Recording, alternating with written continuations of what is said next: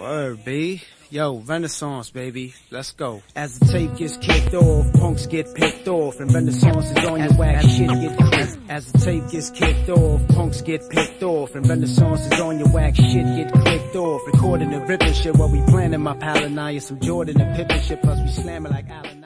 So let's talk about this for a second, because off camera we were talking about, you know, what Royale and I did with Grand Group Old School R&B Flavors, paying tribute to you guys, and just talking about how it all kind of came full circle, and just the love that you saw our tape get out here, and what you heard, and everything. Okay, basically, let me just, in terms of innovation, man, you guys killed it with doing a tribute tape. Like, not you know, I've heard of people doing tributes to like Biggie or like artists like Tupac and stuff like that, but when you cover a tape, that's unheard of. That's the first thing.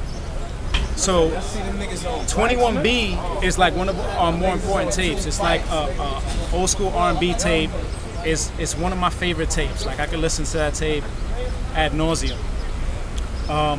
And what you guys did to it, you know, you added onto it, you subtracted, and what you did was in the same spirit of it, and you kept the spirit intact, and it was a beautiful thing you guys did.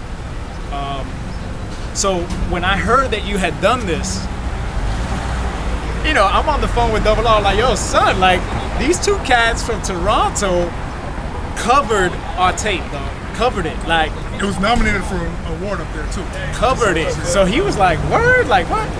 So I put him up on it, sent him the link, and he was like, yo, you know, it's just, you know, I'm asking myself, damn, yo, am I old enough to be covered, son? Like, but you know, it was a beautiful thing. He appreciated it as well, and you know, and whenever I saw it posted on blogs, I would put it on my MySpace, on my Twitter, on my Facebook, like, yo, check it out. These dudes covered a classic tape that we did.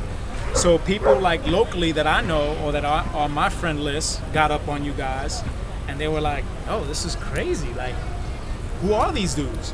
Like, oh, these are my dudes from Toronto, you know? So it kind of was a nice little, you know, you guys showing love to us, and then us showing love to you by exposing you to the people that know us. Yeah, it was a good look all around. All around, because I'm sure, you know, I don't know really like how far these tapes got, you know what I mean? I know I was sending shit throughout the world, but you know, you never know the impact, man. I mean, I've gotten people from far reaches of the planet like telling me, yo, that number, whatever, that number 13 was crazy, or they'll point out some song that was on there, or some mix, or some intro, and I'm like, wow, yo, like, you know, I can't believe that had that kind of impact. Now, when we were talking too, we were talking about, you know, putting the tape together, and you were asking us about, you know, how we felt trying to make some of those mixes and blends happen, because the quantizing, if you're a DJ, if you're not a DJ, you gotta understand some of these old records, you know, the drums weren't quantized, so you didn't have the drum programming that was live drumming. Right, it was an actual drummer drumming it, so, you know, most of the new records are done on computers, so there's like the timing doesn't fall off. But some of the old records on that tape, on 21B, were live drums. So you had to be, I mean, just extra crafty about how you sped the record up and slowed it down, and you had to kind of have a practice routine so that the record wouldn't fall off, because otherwise you couldn't just throw the record and it would stay on beat. Not gonna happen. Definitely not. Now, you mentioned earlier, you know, you were signed to Sony at one point. You know, what happened with that? And you know, doing the tapes and everything, I'm guessing like a lot of production offers came your way. And did anything actually come about? Did you actually get to release something? I never got to release anything on a major label. I've done independent. I've done I've pressed up wax and stuff like that. The first deal that we got, and I say we weren't the ones that were directly signed, was Agent 106. Now, Agent 106 was an artist that used to be featured on our tapes. And he's from over here. He's from 106th Street, Lakeview Projects. And we got to deal with Tommy Boy. You know, I mean, we were well into the production. It's a natural progression when you start doing, when you DJ, then you remix, then the very next thing you do is like, well, shit, I want people to play my records. So that's the next natural step, and we started doing that. We started getting into production very heavy. And this guy was so brilliant, you know, this guy, Agent 106, and we had this other cat named Said the Dawn that was just like, holy shit, he did this song called Trinidadian. And that was like it was like a hit. Like, it was never released, it was never on no radio or nothing, but best believe any car that was coming up and down this avenue was pumping Trinidadian, you know. And at the time, the record labels, they didn't know how to deal with us, really. You know what I'm saying? Like, their position on, like, the mixtapes, it was like, oh, well, it's piracy, and they didn't really understand the promotional aspect of it. They didn't, you know, they were giving us records, but at the same time, you know, we couldn't sell the tape to make a little buck. You know, it's ridiculous. I never seen them act up like that. It's ridiculous, but that was the first deal with Tommy Boy, Agent 106. And then the second deal that I was involved in was a deal with Sony Epic, and that was with an artist named Porter Rock.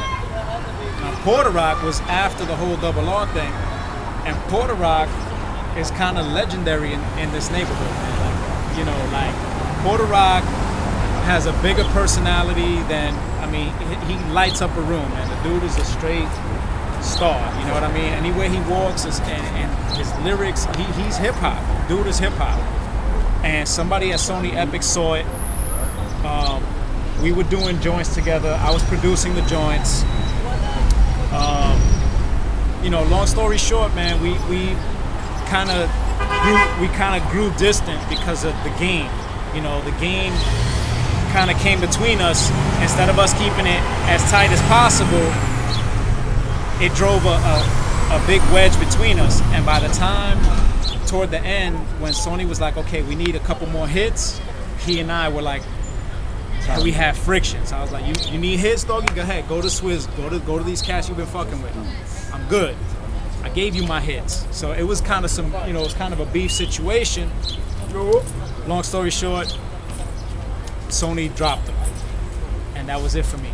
After that, it was just like, I left the game alone for a little while, you know, like I stopped producing stuff, I stopped DJing, I became less interested in music altogether. But that wasn't my fate. It wasn't my fate to leave it alone, you know what I'm saying? The universe had other plans for me, so. You know, now you're doing your thing, Way Back Wednesdays is popping, so just let them know what's good with G-Bo the Pro right now, where they can catch you and all that. I do a party in Spanish Harlem called Way Back Wednesday, and I decided that if I was gonna DJ again, it was gonna be on my terms, and it was gonna be music that I love to play. Not necessarily the stuff that I put on those tapes, but the stuff that made me fall in love with music in the first place. So I kind of wanted to get into, like, you know, I have an older brother and an older sister that are 10 years and 11 years older than me. So they were on disco. I listened to a lot of that disco stuff. So I play some of that. I play all the electronic music that led up to hip hop. I play stuff that I grew up listening to, salsa, you know, Hector Lavoe, you know, all of those things that really are contributing factors to hip-hop, to creating hip-hop. Hip-hop is an amalgamation of just all kinds of music. Jamaican music, you know, the cousin, you know, reggae is like the cousin of hip-hop, you know. And so all of those things I want to play because they take me to another time. So that's the stuff that I'm interested in doing.